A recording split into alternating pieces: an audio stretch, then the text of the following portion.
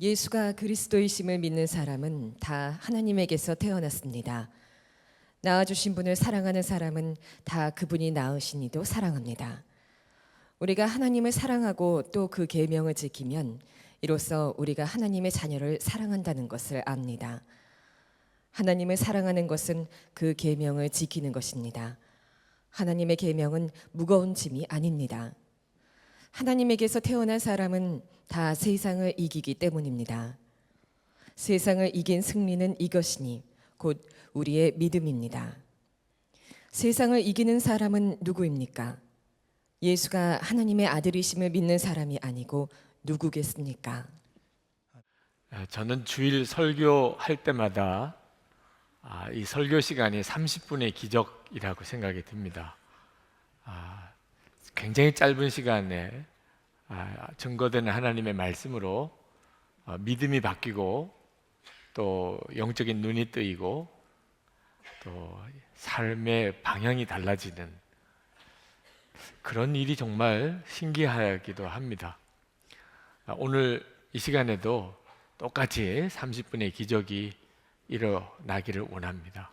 오늘 하나님이 주신 마음이 정말 성령의 역사와 기적이 아니면 우리에게 이해되고 또 믿어지고 누려지기가 어려운 말씀이기 때문에 그렇습니다. 5절 말씀에 보면 세상을 이기는 사람에 대한 말씀이 나옵니다. 세상을 이기는 사람이 누구입니까? 여러분, 이 세상을 이긴다는 개념이 굉장히 놀라운 개념입니다. 심지어는 좀 위험한 개념이기도 합니다. 세상을 이긴다. 많은 사람들은 이 세상에 살면서 그저 기껏해야 이 세상에서 성공하게 되기를 원합니다. 세상에서 내가 자리를 잡고 또 돈을 벌고 또 세상에서 내가 하고 싶은 일을 하고 내 이름을 날리고 아주 명예로운 사람이 되면 그럼 세상을 정말 잘 산 거죠, 그죠? 근데 세상을 이겨야 되겠다는 생각을 하는 사람이 누구일까요? 이 세상이 좋아할 리가 없습니다. 세상을 이기겠다고 하는 사람을. 우리 대한민국 안에 우리가 사는데 우리가 대한민국을 이겨야 되겠다는 생각을 합니까? 우리 대한민국 안에서 내가 잘 살았으면 좋겠고 성공했으면 좋겠다는 생각은 하지만 이 나라를 이겨야 되겠다는 생각은 이 나라 사람이 아닌 거죠, 그죠? 그래서 이 세상 똑같이 사는 것 같아도 이 세상 사람이 아닌 사람이 있습니다. 그 사람이 바로 세상을 이기는 사람입니다. 어떤 사람이 그런 사람일까요? 하나님으로부터 난 사람. 1절 말씀에 보면 하나님으로부터 난 사람이 있다고 그랬습니다. 이 세상 사람이 아니라는 거죠. 예수가 그리스도이심을 믿는 사람은 다 하나님에게서 태어났습니다. 그러니까 하나님에게서부터 태어난 사람은 세상을 보는 눈이 다릅니다. 그리고 이 세상은 성공해야 되는 곳이 아니고 이겨야 되는 곳이 됩니다. 고린도전서 2장 12절에 보면 이 세상에 사람이 두 부류로 나뉘는데 하나는 세상 영을 받은 사람과 하나님께로 온 영을 받은 사람으로 나뉩니다. 그러니까 하나님께로 온 영을 받은 사람은 하나님이 은혜로 주신 것을 알게 된다고 그랬습니다. 그래서 우리가 세상 사람, 하나님의 자녀 이렇게 구분하는 겁니다. 세상 사람은 세상의 영을 받은 사람, 하나님의 자녀는 하나님의 영을 받은 사람입니다. 그러니까 하나님의 영을 받은 사람은 하나님이 은혜로 주시는 것을 알게 되는데 하나님이 우리에게 주신 가장 놀라운 은혜가 하나님의 나라입니다. 하나님의 나라에 대해서 눈이 뜨이고 나면 그러면 더 이상 나는 세상 사람이 아니게 됩니다. 그래서 세상은 이겨야 될 대상이 되는 거죠. 내가 세상에서 성공해야 된다는 생각보다는 내가 세상에서 이겨야 된다는 생각을 하게 되는 겁니다. 4절 말씀해 보죠. 하나님에게서 태어난 사람은 다 세상을 이기기 때문입니다. 세상을 이긴 승리는 이것이니 곧 우리의 믿음입니다. 오늘 이 시간에 여러분들이 그동안에 한 번 제대로 진지하게 생각해 보지 않았던 주제를 오늘 여러분은 도전을 받으시는 겁니다. 그것은 세상은 성공해야 되는 곳이냐 이겨야 되는 곳이냐 하는 거죠. 세상을 이긴다는 것은 어떤 의미가 있는 걸까요? 이 요한 사도가 오늘 이 본문에서 세상이라고 말한 것은 아주 좁은 뜻으로 말하면 초대교회 당시 때 기독교인들을 아주 핍박하던 핍박자들을 말합니다. 예수를 믿는 사람들은 처음에 교회가 세워질 때부터 핍박을 받았습니다. 지금도 전 세계에서 가장 핍박을 받는 종교가 기독교고 가장 많은 순교자를 내고 있는 종교가 기독교입니다. 우리는 그걸 잘 실감하지 못하지만 전 세계적으로 기독교인들은 엄청난 핍박을 지금도 받고 있습니다. 세상이 그렇게 하는 겁니다. 그러면 세상이 왜 기독교인들을 이렇게 핍박하지요? 여러분들도 아마 직장에서 가정에서 예수를 믿는 것 때문에 어려움을 겪어본 일이 있으실 겁니다. 왜 그렇지요? 그걸 세상이 그렇게 합니다. 우리가 하나님의 나라를 믿기 때문입니다. 예수를 믿은 사람은 하나님의 나라를 믿기 때문입니다. 하나님의 나라를 소망하기 때문입니다. 그래서 세상이 기독교인들을 미워하는 겁니다. 마치 우리나라 안에 다른 나라를 꿈꾸는 사람이 있을 경우에 그런 일을 겪게 되겠죠. 초대교회 때부터 겪었던 일입니다. 우리 예수 믿는 사람들은 이 세상의 법과 원리대로 살지 않고 하나님의 나라의 법과 하나님의 나라의 원리대로 사는 사람들. 이 세상에 왕이 있지만 우리는 예수님이 왕이라고 믿고 사는 사람들. 그래서 교회가 처음 세워지고 예수 믿는 사람들이 섰을 때 세상은 무자비하게 기독교인들을 핍박했습니다. 세상이 기독교인들을 핍박하는 목적은 괴롭히는 게 아니었습니다. 그냥 고통스럽게만 하자고 한 게 아니었어요. 세상이 요구하는 것은 하나님의 나라를 믿지 말라는 겁니다. 하나님의 나라 백성이라고 생각하지 말라. 예수님을 왕이라고 말하지 말라. 세상에서 세상과 동화되어서 세상 법대로 세상 원리대로 그렇게 살라는 거예요. 그래서 우리가 예수 믿는 것을 포기하고 하나님의 나라를 믿지 않고 하나님의 백성으로 살지 않게 되면 세상은 더 이상 우리를 핍박하지 않습니다. 여러분 정신 차려야 됩니다. 우리가 하나님의 나라 백성입니다. 그래서 이 세상 성공이 우리에게는 중요한 게 아니고 세상을 이기는 것이 중요한 것입니다. 그런데 세상은 우리에게 하나님의 나라 백성인 것을 포기하게 하려고 하기 때문에 때때로는 핍박이 아니고 유혹을 줄 때도 있습니다. 그게 더 무섭습니다. 우리 그리스도인들은 핍박을 당할 때 오히려 믿음이 더 커지게도 됩니다. 세상에서 실패하고 세상에서 다 무너졌을 때 오히려 우리는 하나님의 나라를 보는 눈이 그때서야 열리게도 됩니다. 그래서 어떤 때는 환난을 당하고 핍박을 당하고 실패를 했던 것이 유익하기도 합니다. 하나님의 나라에 눈이 열리는 계기가 되었기 때문에. 그래서 마귀는 세상을 통해서 그리스도인들에게 오히려 유혹을 가져옵니다. 그 유혹은 세상에서 성공하라는 겁니다. 하나님의 나라 신경 쓰지 말고 그런 거 골치 아픈 게 생각하지 말고 세상에서 성공하라는, 세상에서 돈 벌고 잘 살라는 거예요. 세상에 재미있으니까 세상 재미를 즐기라는 겁니다. 많은 그리스도인들이 핍박을 만날 때는 오히려 더 분명한 믿음으로 서게 되다가 유혹을 받을 때 어처구니 없이 무너져 버리는 일을 많이 겪습니다. 예수님께서 재림에 오실 때 걱정하신 것이 있으셨죠. 누가복음 17장 26절에서 30절까지 말씀해 보면 예수님께서 재림에 오실 때 믿는 자들 안에 기가 막힌 일을 볼 것이라고 걱정하셨습니다. 예수님이 걱정하신 것은 우리가 무슨 죄를 많이 짓는 게 아니고 먹고 마시고 그리고 집 사고 땅 사고 자녀들 기르고 공부시키고 시집장가 보내고 그러느라고 정신없이 사는 거죠. 마치 이 세상에 먹고 살기 위해서 태어난 것처럼 사는 겁니다. 이 세상에 땅 사고, 여기서 집 짓고, 여기서 돈 모으고, 여기서 자녀들 공부시키고, 여기서 시집장가 보내고, 이렇게 하느라고 태어난 것처럼. 지금도 그런 말씀에 마음이 찔리는 분이 있으실 거예요.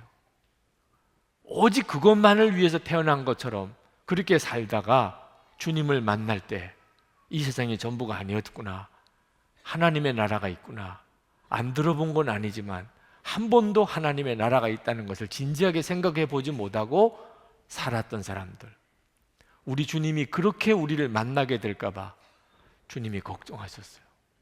여러분, 이렇게 사는 것이 얼마나 두려운 일인지에 대해서 성경에 실화를 하나 우리에게 기록해 두셨어요. 그것은 롯의 아내 이야기입니다. 롯의 아내는 소돔 성이 무너질 때, 불타서 멸망할 때 구원받은 사람입니다. 99.99% 구원받았어요. 롯의 아내가 하나님 뜻대로 산 게 없는데도 불구하고 전적인 은혜로 아브라함의 중보기도 때문에 그는 구원받았습니다. 실제로 소돔성에 유황불이 임할 때 롯의 아내는 그 소돔성에서 벗어나온 상태입니다. 그러니까 99.99% 구원받은 거죠. 그런데도 롯의 아내는 멸망했습니다. 하나님께서 롯의 아내에게 이제 소돔성에 유황불이 내리게 될 텐데 너는 빨리 소돔성을 떠나라. 그리고 가까이 있는 소알성으로 가라. 그러면 너를 구원해 줄 것이라. 그 대신에 한 가지 하나님이 명령하신 것이 절대로 뒤돌아보면 안 된다. 소돔성 뒤돌아보면 안 된다. 무슨 소리가 들리든지 어떤 일이 뒤에서 일어나는 것처럼 느끼든지 뒤돌아보면 넌 죽는다. 그냥 앞만 보고 달려가라. 여러분, 지옥에서 이제 천국으로 건짐을 받는 사람에게 뒤돌아보지 말라고 하는 것이 무슨 그렇게 큰 어려운 계명입니까? 뒤만 안 돌아보면 구원받는다면, 계속 앞으로만 달려가면. 그런데 롯의 아내는 그걸 지키지 못한 거예요. 이유는 마음에 세상이 꽉 차 있었기 때문에. 마음이 소돔에 있는 걸 어떻게 해요? 마음이 소돔에다가 다 쌓아놓은 겁니다.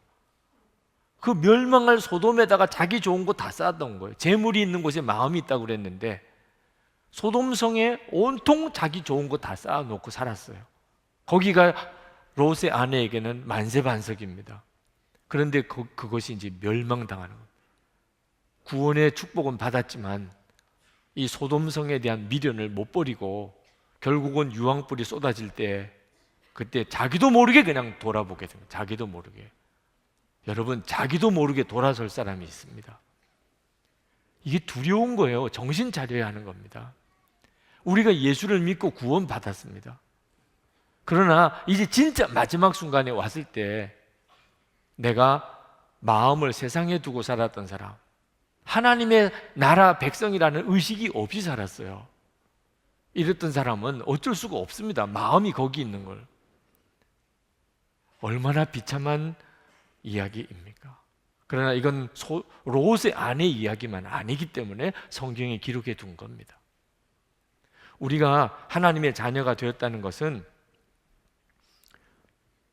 우리는 하나님의 나라 사람이 됐다는 겁니다. 이 세상 나라가 아닙니다. 그래서 세상에 살 때 우리는 세상과 관계가 싸우는 관계예요. 세상에 복종하고 그저 세상에 순응하고 그저 세상에서 성공하기만 바라는 정도가 아니고 우리는 세상과 싸우게 돼요. 세상이 말하는 것과 하나님이 말하는 게 다르면 우리는 어떤 손해를 보고서라도 하나님이 말씀하시는 대로 갑니다. 때때로 세상 걸 버려야 되면 우리는 깨끗하게 버리는 거예요. 이것이 세상을 이기는 거죠. 요한계시록에 보면 하나님께서 우리에게 요구하시는 것은 성공이 아니고 이기는 것입니다. 세상에 사는 동안에는 얼마나 이 사람이 성공했느냐는 걸 보지요. 서로 만났을 때 이 사람은 세상에서 어느 정도쯤 성공한 사람인가. 하나님은 세상에서 성공한 것에 대해서는 관심이 없어요. 하나님의 관심은 이기는 겁니다. 너가 이겼느냐 하는 걸 물으시는 거예요. 요한계시록 2장 3장에 보면은 이기는 자에게 주시는 축복을 쭉 나열하고 계십니다. 2장 7절에 생명나무의 과실을 먹게 하고 2장 11절에 둘째 사망의 해를 받지 아니하고 2장 17절에 감추었던 만나와 흰 돌을 받고 2장 26절에 만국을 다스리는 권세를 받고 3장 5절에 흰 옷을 입을 것이고 그 이름을 하나님 앞에서 인정받을 것이고 3장 12절에 하나님의 성전의 기둥이 되고 3장 21절에 하나님 보좌에 함께 앉게 되리라. 다 이기는 자가 이렇게 될 거라고 그랬습니다. 그러므로 여러분, 우리가 예수를 믿고 난 다음부터는 세상에서의 오직 관심은 내가 이기는 자인가 하는 거죠. 얼마나 내가 세상에서 부자가 되었고 성공했냐가 아니고 이기는 자인가 하는 겁니다. 히브리서 11장 믿음장이라고 하는데 믿음의 사람들이 쭉 열거되어 나옵니다. 다 이긴 사람들. 에녹은 이긴 사람이었고, 아브라함 이긴 사람이었고, 이삭 이긴 사람이었고, 야곱 이긴 사람이었고, 요셉 이긴 사람이었고, 성경에 나오는 믿음의 사람들은 전부 다 세상을 이긴 사람들. 어떻게 그렇게 살았죠? 하나님의 나라를 보았기 때문입니다. 히브리서 11장 16절, 그들이 이제는 더 나은 본향을 사모하니 곧 하늘에 있는 것이라. 이러므로 하나님이 그들의 하나님이라 일컬음 받으심을 부끄러워 아니하시고 그들을 위하여 한 성을 예비하셨느니라. 예수를 믿고 나면 우리에게는 하나님의 나라의 눈이 열립니다. 그리고 그 하나님의 나라의 백성인 것을 알게 되고, 그러면서 세상을 보는 눈이 완전히 달라지게 됩니다. 로마가 기독교인들을 엄청 핍박을 했습니다. 어느 정도 핍박을 했느냐, 예수를 믿는 사람은 지하 무덤에서 300년을 살아야 했습니다. 그렇게 끔찍하게 핍박을 했습니다. 예수 믿는 사람들은 한 번 대항하지 못했습니다. 로마 군인들이 붙잡아가면 붙잡혀 가는 거고, 뺏어가면 뺏기는 거고, 쫓아내면 쫓겨나는 거고, 죽이면 그냥 죽는 거예요. 이렇게 무기력할 수가 있습니까? 그걸 어떻게 이겼다고 말할 수 있어요? 아니, 핍박하면 그냥 당하고, 쫓아내면 쫓겨나가고, 죽이면 그냥 죽는 겁니다. 한 번도 싸워보거나 대항해보지도 못했단 말이에요. 그런데 313년에 로마가 기독교를 공인합니다. 이제는 기독교를 믿어도 좋다고 황제가 공인해요. 그 말은 무슨 뜻이죠? 로마가 우리가 졌다는 고백, 너희들이 이겼다는 뜻이에요. 왜? 죽이고 계속 죽였는데 기독교인들은 더 늘어나는 거예요. 죽이는데 한 번도 대항을 안 합니다. 그냥 칼로 치면 찬송하고 기도하며 그냥 죽어가요. 나중에는 죽이는 사람이 무서운 거예요. 죽이면서 무서운 거예요, 기독교인들이. 일제시대 때 가장 많은 피해를 본 것이 교회입니다. 그때 예수 믿는 사람들 신사참배 거부하고 엄청나게 박해를 받았습니다. 예수를 믿는 것이 죄였어요. 그런데 지금 한 500명이 넘는 선교사들이 일본에 가 있습니다. 수많은 젊은이들이 일본으로 건너가서 복음을 전하고 옵니다. 이런 걸 이겼다고 하는 거죠. 중국이 2002년에 전인대 거기서 아주 중요한 강령 하나를 바꿉니다. 그것은 종교인도 공산당원이 될 수 있다고 바꿔요. 굉장히 중요한 사건입니다. 중국 공산당이 기독교를 얼마나 핍박했는지 모릅니다. 30년 동안은 모든 예배 금지, 신학교 다 문 닫고, 예배당 다 문 닫고, 선교사 다 쫓겨나가고, 목사들은 다 감옥 들어가고. 그런데 기독교인이 4배나 더 늘었어요. 그 다음부터 개방하고 난 다음부터는 예배는 드리게 하지만 온갖 제약과 그리고 걸림돌들 두고 교회가 부흥되지 못하게 만듭니다. 그 중에서 가장 결정적인 것이 종교인은, 기독교인은 공산당원이 되지 못하게 한 겁니다. 공산당원이 될 수 없다는 이야기는 출세길이 막힌 겁니다. 그런데 출세를 포기하고 예수 믿겠다는 사람이 너무 많은 거예요. 심지어는 장성될 사람도 자기는 장성되는 걸 포기하고 예수를 믿겠다는. 국회의원급에 해당되는 전대의원 되는 일도 포기하고 나는 예수 믿겠다는 사람도 막 속출하는 겁니다. 결국은 중국 공산당에서 종교인도 공산당원이 될 수 있도록 규정을 바꿉니다. 여러분, 우리가 예수를 믿으면 그러면 우리는 세상에 순응하는 자가 아니고 세상을 이기는 자입니다. 이건 놀라운 일이에요. 예수를 믿고 우리에게 나타나는 엄청난 역사입니다. 여러분은 이기는 자입니까? 누가 도대체 감히 세상을 이기겠다고 나섭니까? 바로 나다. 예수를 믿는 나다. 내가 세상을 이기겠다. 이렇게 나설 수 있어야 이 사람이 진짜 예수를 믿은 사람입니다. 5절 말씀에 보면 세상을 이기는 사람은 누구입니까? 예수가 하나님의 아들이심을 믿는 사람이 아니고 누구겠습니까? 예수님이 누구신지를 알고 나니까 세상이 이제는 더 이상 무섭지가 않은 겁니다. 예수님은 하나님의 아들이시고 예수님이 그리스도시고, 그 말은 하나님이 계시고 하나님의 나라가 있다는 눈이 열린 겁니다. 자, 예수님이 그리스도라는 사실을 정말 믿고 나니까 이제는 세상이 완전히 달리 보이는 겁니다. 우리 안에 하나님이 오셨어요. 예수를 믿으면 누구나 성령 하나님께서 그 사람 속에 오십니다. 그래서 하나님으로부터 태어났다고 말하는 겁니다. 우리는 하나님으로부터 난 사람입니다. 사람이 완전히 다른 거예요. 똑같은 세상을 살아도 다릅니다. 우리는 이제부터는 하나님의 자녀요, 하나님 나라 백성입니다. 그리고 우리 안에 하나님이 오셨습니다.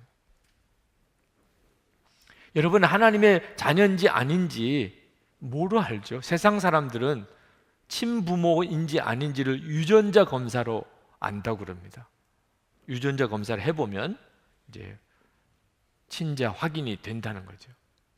우리도 똑같이 하나님의 자녀인지 아닌지 확인할 수 있는 길이 있는데, 우리 안에 성령 하나님, 하나님의 생명이 우리 안에 와 임하셨는지를 확인해 보는 겁니다. 요한 사도가 이걸 하나님의 씨라고 그렇게 표현했습니다. 3장 9절에, 요한일서 3장 9절에 하나님의 씨가 그의 속에 거함이요. 우리는 여기 계신 여러분 모두는 다 이 사실을 확인해야 합니다. 우리는 다 얼굴 생김도 다르고 나이도 다르고 다 사람은 다 다르지만 한 가지 우리에게 동일한 것은 우리 안에 하나님의 씨, 하나님이 우리 안에 계십니다. 성령 하나님이십니다. 그걸 가지고 우리가 하나님으로부터 났다는 사실을 알게 됩니다. 어느 목사님께서 4살 된 막내딸이 있었는데 어느 날 내가 갑자기 죽을 수도 있잖아, 그런 생각이 드셨대요. 사람이 목사라고 갑자기 죽는 일이 없을까요? 근데 이 4살 된 딸이 아빠인 내가 갑자기 죽으면 얼마나 힘들어할까? 그래서 딸에게 영생에 대한 확인을 좀 가르쳐야 되겠다 하는 생각을 하고 이제 4살 된 딸과 이야기를 했어요. 얘야, 아빠가 갑자기 죽을 수도 있단다. 근데 그렇게 죽으면 아빠는 천국에 가는 거야. 천국에. 그러면 천국에 아빠가 먼저 가서 너를 기다리고 있을게. 너를 맞이할 준비를 하고. 그러니 너무 걱정하지 말라. 아빠가 혹시 죽는 일이 있어도 걱정하지 말라, 그런 뜻이죠. 그랬더니 이 딸이 땡큐 그러더래요. 그래서 목사님이 너무 당황했어요. 왜? 너무 쿨하게 반응하니까. 아빠가 죽는다 그러면 두려워도 하고 슬퍼도 하고 그러지 마 그러기도 하고 이래야 그 다음에 이제 찬찬하게 천국이 있단다 그러면서 이렇게 갈 텐데 너무 감사하다고 이 얘기 나오니까 얘가 뭘 잘 못 알아듣는 거야. 너무 어리니까 개념이 없구나. 그래서 또 다시 좀 뒤집어 가지고 너가 먼저 죽을 수도 있어. 너가. 그러면 너 천국에 가서 아빠를 기다려 줄 수 있겠니? 그랬더니 그 딸이 물론이죠. 네. 또 너무 쿨하게 반응하니까 얘가 정말 아무것도 모르는구나. 그래서 목사님이 그 4살 된 딸에게 다시 물었대요. 너 죽으면 천국에 가는 것은 어떻게 아니? 너가 죽으면 천국에 갈지 어떻게 알아? 그랬더니 이 4살 된 딸아이가 예수님이 제 마음에 계시잖아요. 그래서 목사님이 엄청 놀랐다는 거예요. 4살 된 아이도 구원받은 것을 확실하게 알 수 있구나. 4살밖에 안 된 아이인데 예수님이 내 마음에 계시니까 아빠도 죽으면 천국에 가고 나도 죽으면 천국에 갈 거라. 여러분 안에 예수님이 계시다는 것은 이건 엄청난 일입니다. 여러분이 그 사실을 중요하게 깨닫지 못해서 그런 거지. 돈이 있고 없고가 문제가 아니에요. 내가 세상에서 얼마나 성공했냐 실패했냐도 문제가 아닙니다. 내 안에 예수님이 계시다. 하나님의 씨가 내 속에 거한다. 이건 여러분에게 있어서 엄청난 일이에요. 여러분이 하나님의 나라 사람입니다. 하나님의 나라 사람이 되면 그러면 가장 놀라운 변화가 사랑입니다. 하나님을 사랑하게 돼요. 내 아버지시니까 나를 낳으신 분이에요. 그리고 사람들을 사랑하게 됩니다. 그러니까 하나님의 나라 백성의 가장 놀라운 특징이 사랑입니다. 1절, 2절을 보면 낳아주신 분을 사랑하는 사람은 다 그분이 낳으신 이도 사랑합니다. 우리가 하나님을 사랑하고 또 그 계명을 지키면 이로써 우리가 하나님의 자녀를 사랑한다는 것을 압니다. 여러분, 하나님의 나라 사람의 특징이에요. 이게 세상 원리와 다른 겁니다. 우리에게 있어서 가장 중요한 특징은 사랑하는 것이에요. 사랑하는 것은 세상을 이기는 특징입니다. 세상의 원리와 너무 달라요. 세상은 사랑 안 한다고 감옥 가지 않습니다. 사랑 안 한다고 벌 받지도 않아요. 그런데 하나님의 백성은 사랑하지 않으면 천국 못 들어갑니다. 이건 엄청나게 중요한 문제예요. 그리고 하나님의 나라 백성은 하나님의 법, 하나님의 말씀대로 사는 게 기뻐요. 절대로 무겁게 생각 안 합니다. 하나님의 말씀대로 사는 게 너무 기뻐요. 그래서 선하게 살고 그리고 의롭게 삽니다. 기쁘니까, 그렇게 사는 게 기쁘니까. 3절 말씀에 하나님을 사랑하는 것은 그 계명을 지키는 것입니다. 하나님의 계명은 무거운 짐이 아닙니다. 혹시 여러분 중에 하나님의 말씀대로 사는 게 힘들다, 그렇게 사는 게 너무 무겁다, 이렇게 생각되시는 분은 여러분 안에 생명의 역사가 약해서 그런 거예요. 어떤 형제가 아주 예수를 잘 믿는 자매와 교제를 하게 되는데 이해가 안 되는 것은 예수 믿는 것 때문에 집안에서도 직장에서도 그렇게 어려움을 겪는 거예요. 이해를 못하는 겁니다. 그래서 그 자매에게 예수 믿는다고 하지 마. 예수를 믿지 않으면 누구도 너를 미워하지 않잖아. 너 예수 믿기 때문에 이렇게 힘든 거잖아. 왜 그렇게 고생을 사서 고생을 하니? 그랬더니 이 자매가 그 형제에게 물었어요. 그럼 나와 왜 결혼하려고 하니? 너를 사랑하니까 그렇지. 똑같아. 사랑하면 어려운 게 안 보여. 사랑하면 힘든 게 없어. 그 형제가 비로소 믿음이 도대체 뭔가를 깨달은 거예요. 그 자매를 통해서.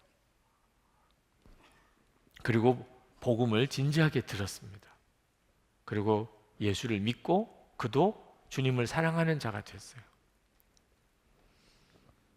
하나님을 사랑하고 그리고 하나님의 생명을 가진 사람은 참 독특해요. 하나님의 말씀대로 살고 싶은 겁니다. 그래서 세상에 살 때 세상과 싸우게 되는 거예요. 하나님의 말씀대로 살아야 되니까. 세상을 포기해서라도, 성공을 포기해서라도 나는 하나님의 말씀대로 살고 싶어요. 살고 싶으니까 사라지는 거죠. 이것이 세상을 이기는 겁니다. 요한일서 4장 4절에 자녀들아 너희는 하나님께 속하였고 또 저희를 이기었나니 이는 너희 안에 계시니가 세상에 있는 이보다 크심이라. 여러분, 우리 안에는 세상보다 크신 이가 오셨어요. 믿어지지 않는 일이죠. 이 조그만 가슴에 세상보다 크신 이가 들어와 계신 거예요. 주 예수님. 이것이 예수 믿는 사람이에요. 예수 믿는 우리에게는 세상보다 크신 주 예수님이 우리 안에 와 계세요. 그래서 세상이 두렵지도 않아요. 하나님 말씀대로 당당하게 살아요. 선으로 악을 이깁니다. 우리가 할 일은 오직 하나밖에 없습니다. 주 예수님만 바라보는 거예요. 우리 안에 와 계신 주 예수님, 이 엄청난 이 축복을 받았잖아요. 우리가 주 예수님만 바라보지 않고 살 방법이 없습니다. 깨닫고 나면. 그리고 주 예수님만 바라보면 세상은 아무것도 아니게 작아져요. 독일이 히틀러 치하에 있을 때, 그때 마르틴 니물러 목사님이 이 히틀러에게 반대하고 반항하다가 투옥이 됩니다. 7년 동안 감옥살이를, 독방에서 감옥살이를 합니다. 근데 이 니물러 목사님이 계신 이 독방에 조그만 창문 하나가 있어서 바깥을 볼 수 있는 유일한 통로입니다. 거기서 하늘을 보고 또 나무를 보는데, 이 감옥의 창문이 어디로 향해 나 있냐면 교수대를 향하여 나 있어요. 그래서 그 감옥에서 보면 교수대가 보이는 겁니다. 거기에 사람이 매달려 있는 것을 보는 때도 많았습니다.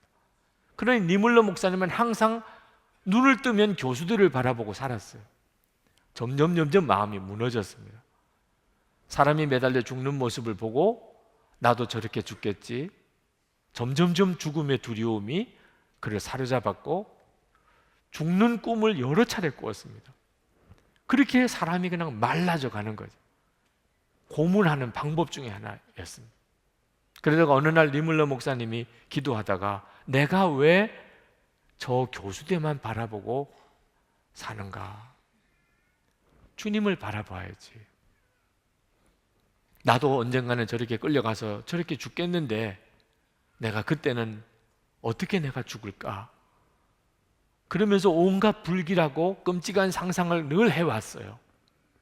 근데 그날 내가 교수대를 바라보지 말고 예수님을 바라봐야지. 예수님도 십자가에서 죽으셨습니다. 예수님은 어떻게 죽으셨나?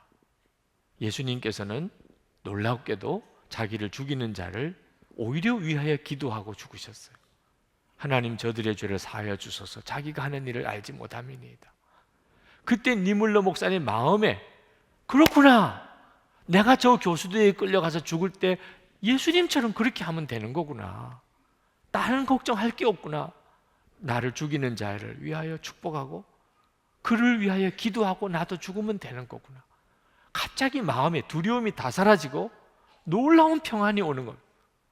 이젠 끌려가서 죽어도 상관이 없어요. 어떻게 죽어야 될지 다 이제는 깨달았으니까 축복하고 그를 위하여 기도하고 죽으면 되는 거예요. 마음이 그렇게 편안해질 수가 없고 잠을 그렇게 달게 잘 수가 없고 천사가 그 감옥 안에 자기를 돕는 것을 느꼈다 그랬어요. 그때부터 니물러 목사님의 감옥 생활은 수도원 생활이었어요. 그가 7년 뒤에 추록했을 때 고백했습니다.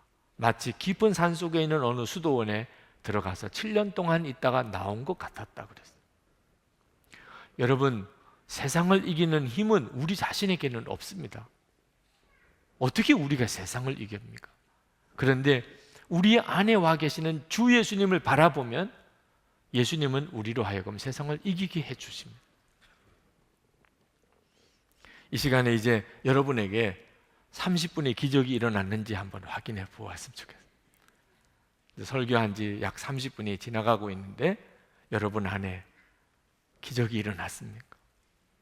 여러분, 그동안에는 내가 세상에서 어떻게 해서든지 성공해야 될 텐데 그런 마음으로 오늘 여기까지 오셨을 수도 있어요. 오늘 예배드리러 올 때까지도 여러분의 마음에는 내가 세상에서 성공해야 될 텐데, 돈을 벌어야 될 텐데, 내가 승진해야 될 텐데, 근데 지금 여러분의 마음속에 내가 세상에서 성공하는 게 문제가 아니고 내가 이겨야 하겠구나, 이렇게 마음에 변화가 왔습니까? 여러분, 세상 성공은 우리의 목표가 아닙니다. 하나님이 필요하시면 우리에게 주실 수 있어요. 그건 부산물입니다. 주셔도 되고 안 주셔도 돼요. 안 주셔도 된다는 말이 그냥 또 탁 걸리는 분. 아직까지도 세상만 바라보고 있기 때문입니다. 아직까지도 세상만 바라보고 있으니까 세상 성공 안 주셔도 된다는 이 고백이 언뜻 안 나오는 거예요. 하나님의 나라의 영광을 못 보니까 그런 겁니다. 여러분이 세상을 이기는 사람인지, 감히 정말 세상을 이기는 사람인지 여부는 하나님의 나라의 눈이 뜨인 것에 관련이 있습니다. 여러분이 하나님의 나라의 눈이 열렸고 여러분 자신이 하나님의 나라 백성이고 하나님이 여러분 안에 계시다는 것을 분명히 믿게 되면, 그러면 여러분은 이미 세상을 이긴 사람, 세상이 여러분을 어떻게 마음대로 못합니다. 하나님과 다르게 여러분을 끌고 갈 수가 없어요. 하나님의 나라 원리와 다른 방법으로 살게 만들 수가 없습니다. 하나님의 나라에 눈이 뜨인 사람에게. 세상은 완전히 달리 보여요. 세상 성공, 미련 남는 사람들, 사도 바울 주목해 보셔야 돼요. 사도 바울은 세상 성공, 유익, 배설물처럼 보였다고 그랬어요. 배설물처럼 보이는데 어떻게 보이는데, 배설물처럼 여기라가 아니고 배설물처럼 그렇게 보이는데 어떻게 해요? 여러분, 성경의 비유로 천국에는 길, 바닥재가 황금이라고 그럽니다. 그러니까 천국에서는 황금이 도로 포장재예요. 지금 금바지 끼신 분들, 지금 도로 포장재를 지금 손가락에 걸고 있는 겁니다. 아스팔트 굳혀놓은 거 지금 이렇게 손가락에 끼고 있는 거나 마찬가지입니다. 그렇게 보이면 이제는 뭐 그거 굳이 연연할 필요가 없는 거죠. 보이는데 뭐 도로 포장재로 보이는데 거기에 연연할 필요가 뭐 있어요? 세상 성공이 배설물처럼 여겨지면 버리는 게 조금도 힘들지도 않습니다. 어떻게 이런 일이 벌어지죠? 주 예수님을 바라보는 눈이 뜨이고 하나님의 나라의 영광을 보게 되면 그렇게 안 될 사람이 없습니다. 어느 집사님 지난 주간에 만나서 대화를 나누면서 참 은혜를 받았습니다. 그동안의 삶의 실패를 겪고 그리고 예수를 붙잡았어요. 그리고 지금은 놀랍게 하나님의 사람으로 살아가고 계십니다. 그분이 이런 고백을 하셨어요. 세상에서 재물을 다 잃어버렸을 때 그때는 모든 걸 잃어버린 것 같았다고.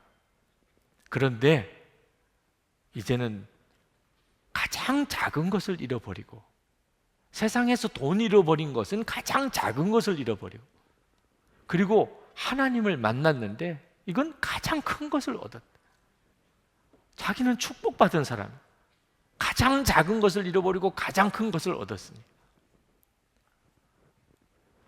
네, 여러분, 하나님의 생명이 없는 사람에게는 돈은 가장 큰 거고 하나님은 가장 작은 거 아십니까?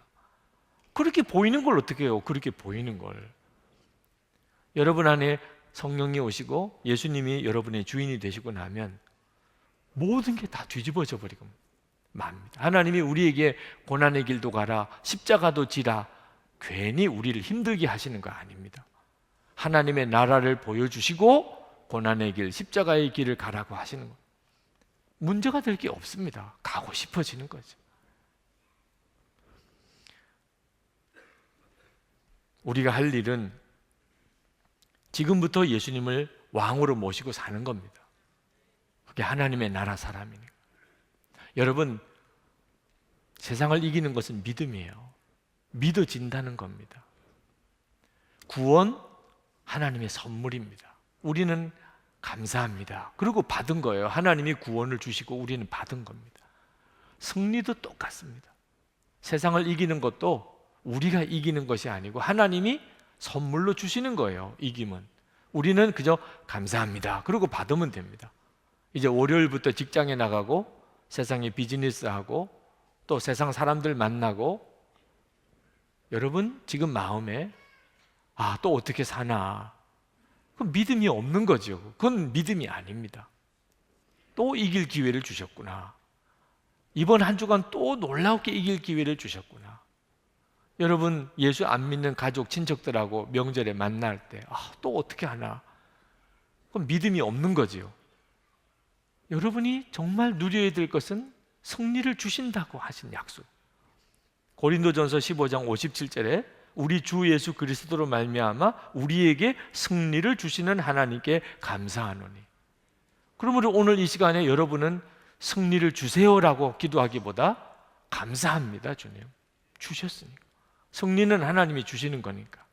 나는 주 예수님만 바라보는 것이고. 한 번은 어느 교회 부흥회를 갔었는데 부흥회 마지막 날 어느 남자분이 찾아오셔서 목사님 감사하다고. 그래서 만나보니까 그 교회 교인도 아니세요.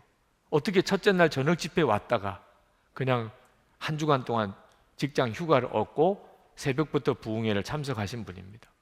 그분은 기독교 단체에 근무하시는 분이에요.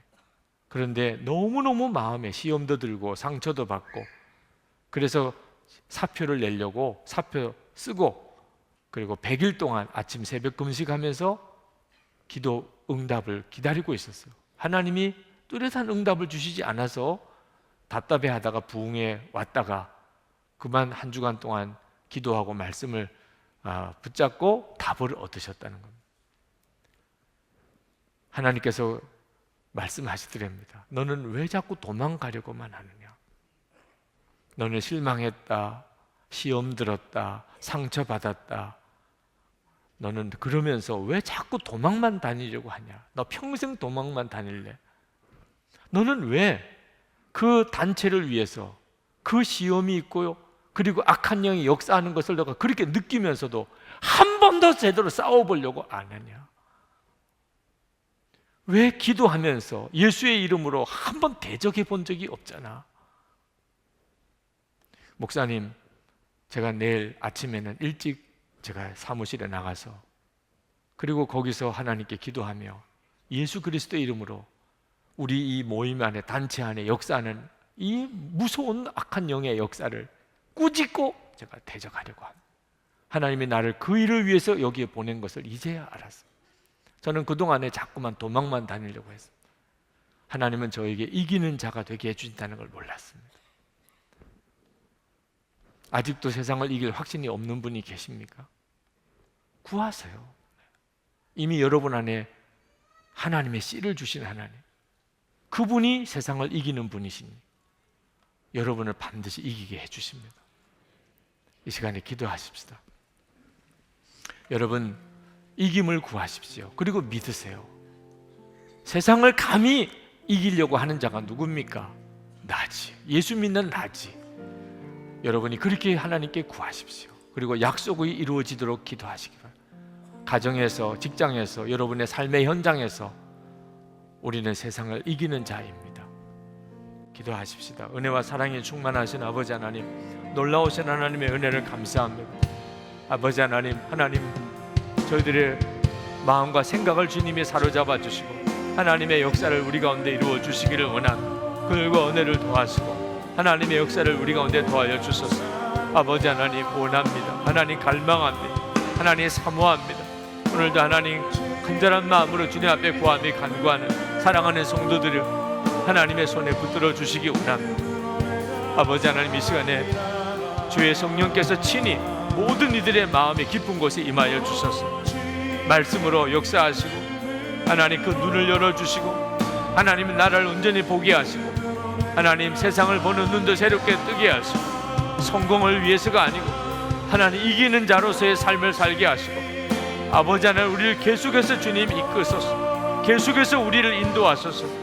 하나님 원하시는 사람, 하나님이 역사하시는 그 사람으로 우리를 이끌어 주시기를 원합니다.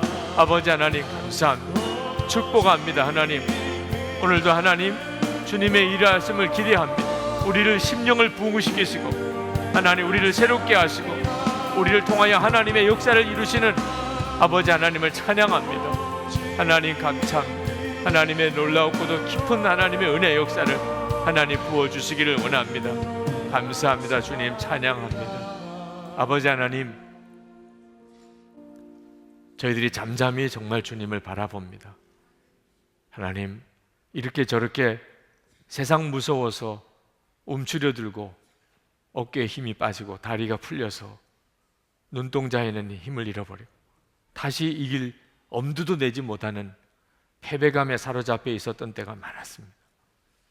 고민도 많고 원망과 불평만 있고 안 된다는 생각에만 묶여 있었던 저희들, 주 예수님, 주님을 바라보기 원합니다. 잠잠히 정말 주님을 바라보기 원합니다. 우리는 하나님께로부터 난 사람입니다. 하나님의 생명의 역사가 우리 심령 안에 있습니다. 주님, 계획하신 대로 우리를 일으켜내시옵소서. 주 예수님, 우리 안에 눈을 새롭게 열어주소서. 세상을 보는 눈도 새롭게 하시고 하나님의 나라를 보는 눈도 열어주소서. 그래서 말씀하신 그대로 도대체 누가 감히 세상을 이기려고 하는지 예수 믿는 나라고 그렇게 고백하고 나가게 해주소서. 성도들의 삶 속에 이기는 역사를 주소서, 증거를 주소서. 심령 안에도, 가정에서도, 일터에서도 사랑으로 이기고, 기쁨으로 이기고, 선으로 이기고, 하나님의 나라의 원리대로 하나님 승리하게 해 주옵소서. 저희들을 통하여 세상이 변화되어지기를 원합니다.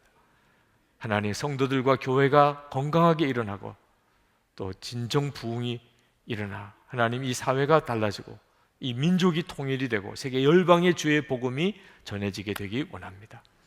오늘도 주님을 사랑하는 마음으로 저희들이 정성스럽게 주님께 헌금을 드렸습니다. 주여, 사랑하는 성도들의 형편과 처지를 누구보다 잘 아십니다. 우리의 고백과 주님을 향한 마음과 사랑을 주님 받아주소서. 저희들이 평생 주를 위해서 살기를 원합니다. 뜨겁게 주님을 사랑하며 살기를 원합니다. 믿음으로 순종하며 살기를 원합니다. 그래서 하나님의 기적을 경험하는 삶을 살기를 원합니다. 우리의 삶에 계속되어지는 간증으로 살기를 원합니다. 믿음의 유산을, 축복의 유산을 자녀들에게 물려줄 수 있게 되기를 원합니다.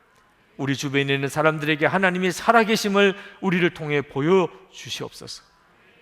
오직 그것이 우리의 소원입니다. 하나님, 사랑하는 성도들을 주님의 손에 붙잡으소서. 오늘도 일일이 머리머리 안수하소서.